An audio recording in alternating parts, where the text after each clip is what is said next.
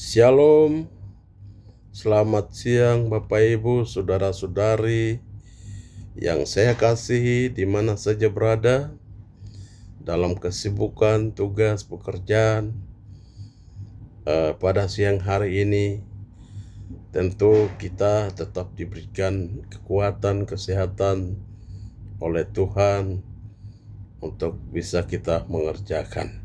Bapak Ibu Saudara sekalian, pada siang hari ini saya boleh menyapa dalam kasih Kristus, dan kesempatan ini saya rindu untuk memberikan penjelasan tentang salah satu buku yang ditulis oleh seorang hamba Tuhan muda, yaitu oleh Bapak Evangelis Marius Kobepa, sarjana teologi, tentang upaya mewujudkan gereja misioner dalam implementasi makna pelayanan holistik di tanah Papua. Saya pikir ini bukunya sangat bagus ya, karena memuat beberapa bagian penting. Kalau kita melihat dan kita baca buku ini atau buku yang ada di atas ini,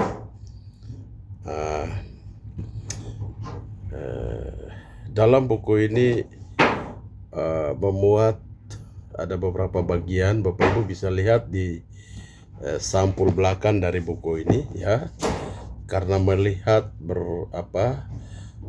perkembangan atau melihat belakangan gereja ini, banyak orang yang merindukan ya gereja dalam pelayanan, karena banyak hamba-hamba Tuhan atau para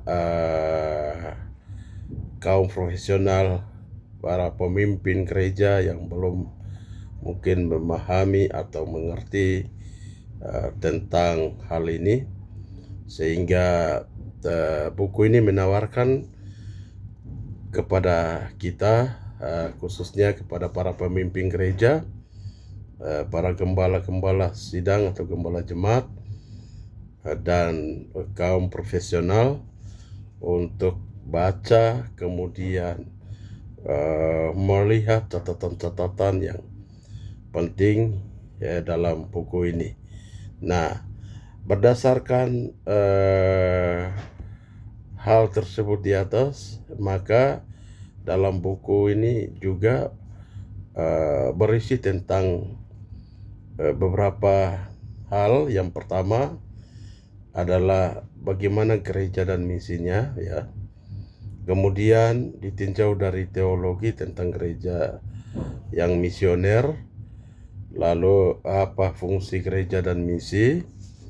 Kemudian model penata layanan, kepemimpinan, administrasi, dan ibadah rutinitas adalah wujud gereja misioner. Juga gereja misioner juga ditinjau dari pelayanan holistik ya. Kemudian bagaimana langkah dan tindakan Allah Tritunggal menghadirkan gereja misioner di bumi ya, lalu mengambil alih tanggung jawab dan memanfaatkan karunia untuk mewujudkan gereja yang misioner. Lalu yang berikut adalah pembangunan ekonomi berbasis jemaat dan memanfaatkan kemampuan dalam struktur organisasi untuk memulihkan tubuh organisasi gereja, serta jadilah gereja yang misioner. Bapak Ibu Saudara sekalian, saya kira ini perlu kita harus memiliki buku ini, karena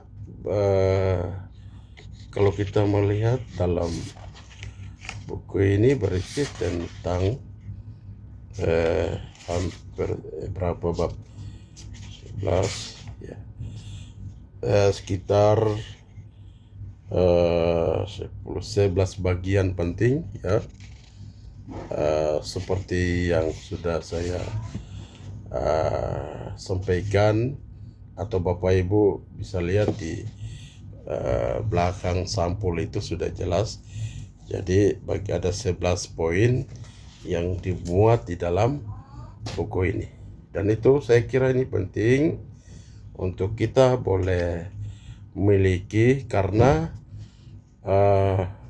bagian yang ada di dalam buku ini itu sangat bermanfaat ya bagi Bapak Ibu dan bagi para pemimpin ya, atau kader atau kaum profesional gereja ya, sehingga melalui buku yang ditulis oleh hamba Tuhan ini menjadi berkat atau menjadi bermanfaat